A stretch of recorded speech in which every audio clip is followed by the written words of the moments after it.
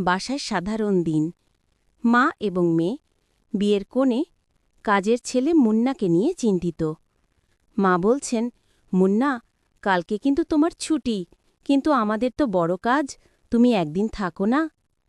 মুন্না প্রথমে রাজি না হয়ে শেষ পর্যন্ত রাজি হল, কিন্তু শর্ত দিল সে সাধারণ কাজ করবে না। বিয়ের দিন মুন্না একটি চমৎকার স্যুট পরে হাজির। সে রিসেপশনে গেস্টদের সিটে বসে আছে, খাবার নিতে যাচ্ছে, এমনকি ফটোগ্রাফারকে নির্দেশ দিচ্ছে, ওই ভাই, অ্যাঙ্গেলটা একটু ঠিক করে নেন।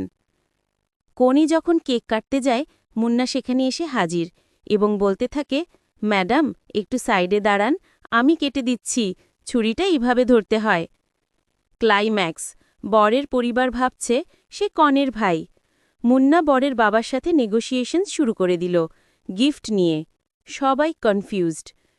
সবাই যখন বুঝতে পারল সে কাজের ছেলে, তখন মুন্না বলে, ম্যাডাম, আজকের এক্সট্রা ডিউটির জন্য ওভারটাইম আর বোনাসটা কালকে দিবেন। সবাই হাসতে হাসতে অস্থির।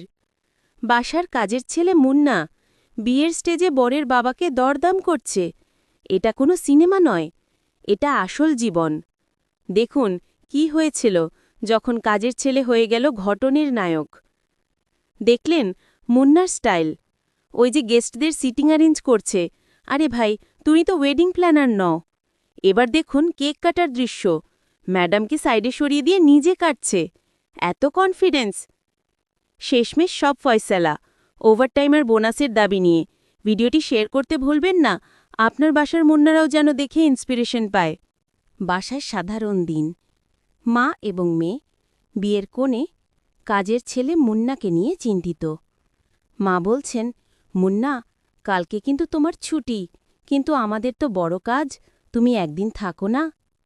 মুন্না প্রথমে রাজি না হয়ে শেষ পর্যন্ত রাজি হল, কিন্তু শর্ত দিল সে সাধারণ কাজ করবে না। বিয়ের দিন মুন্না একটি চমৎকার স্যুট পরে হাজির।